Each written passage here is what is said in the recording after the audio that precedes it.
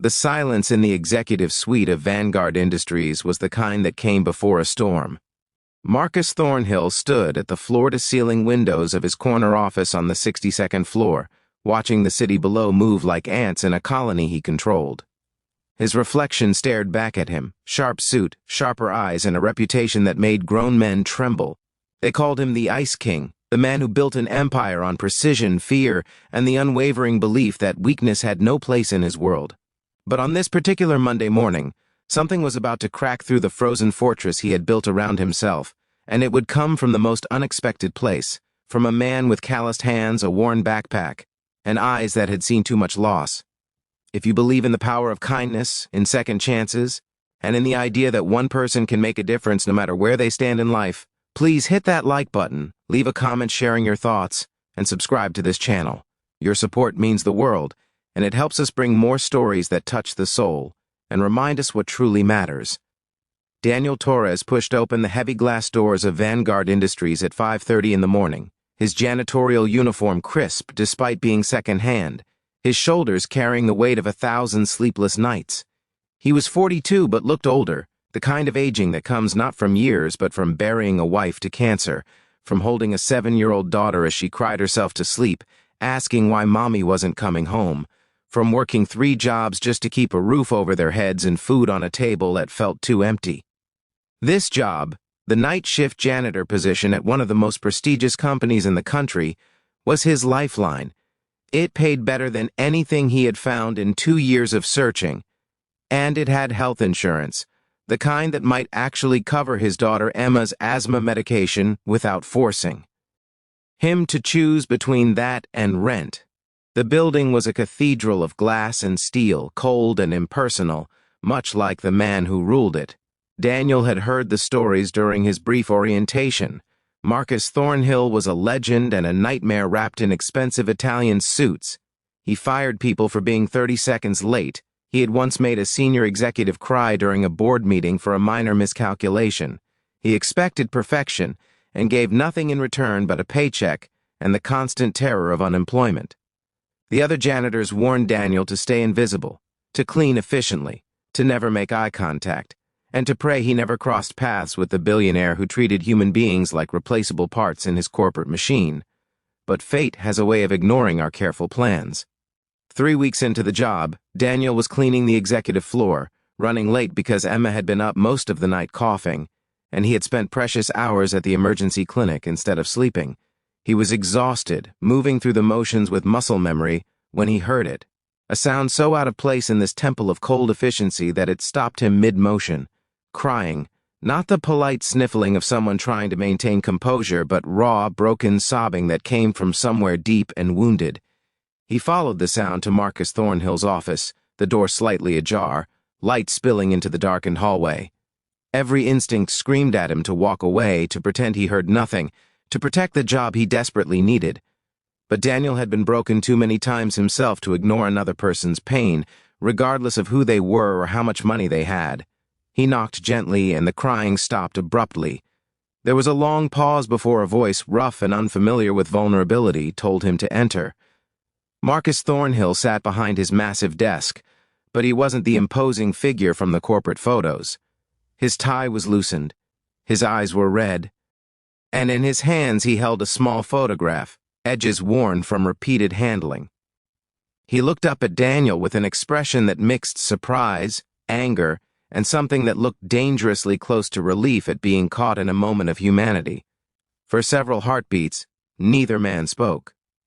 Then Marcus did something that would have shocked anyone who knew him. He didn't yell, didn't fire Daniel on the spot, didn't retreat behind his armor of authority. Instead, he asked a question that sounded like it had been trapped inside him for years. He asked if Daniel had ever lost someone who meant everything. Daniel could have lied, could have mumbled an apology and backed out of the room. Instead, he told the truth. He spoke about Maria, about her laugh that could light up a room, about watching cancer steal her piece by piece, about the morning she didn't wake up, and how the world had lost all its color. He talked about Emma, about being both mother and father, about the terror of not being enough, about the shame of buying medicine instead of birthday presents, about the exhaustion that lived in his bones. And as he spoke, something extraordinary happened. Marcus began to talk too. The photograph in Marcus's hands was of a little boy, blonde hair, gap-toothed smile, frozen forever at age 9. His son, Christopher, lost to a drunk driver 12 years ago. The same accident that had put Marcus's wife in a wheelchair, broken in body and spirit, until she couldn't bear the pain anymore and left him 2 years later. Marcus had built his empire on the ashes of that loss, had turned his grief into ambition, his pain into power, his broken heart into stone.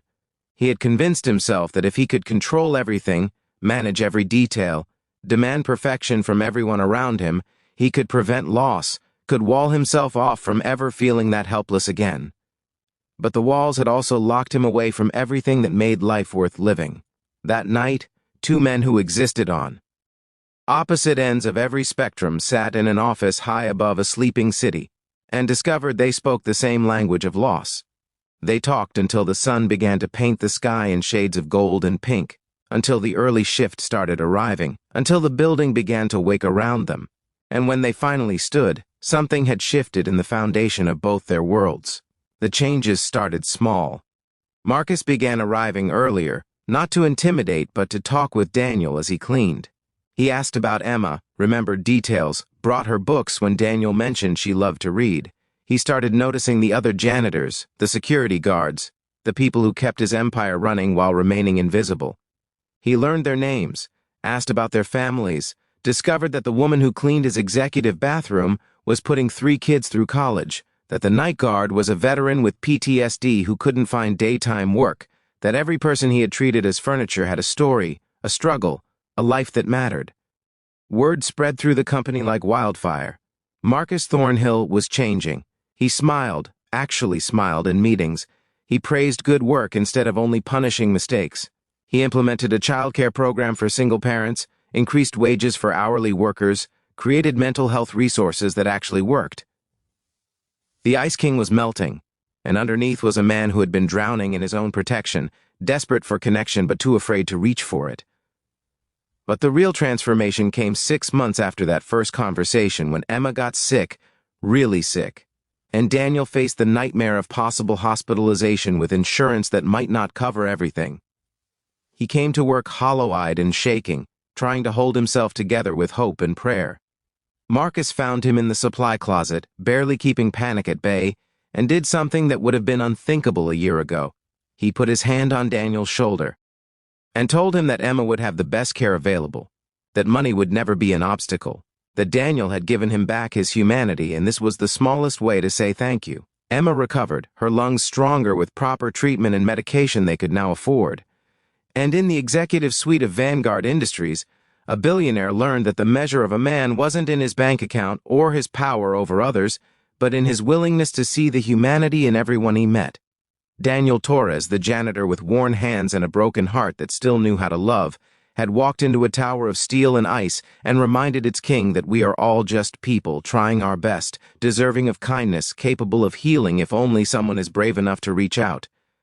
If this story touched your heart, if it reminded you that compassion costs nothing but means everything, please like this video, share it with someone who needs to hear it today, and subscribe to keep these stories alive.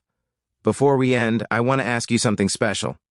Comment below with one act of kindness you've witnessed or experienced. Let's fill this space with light.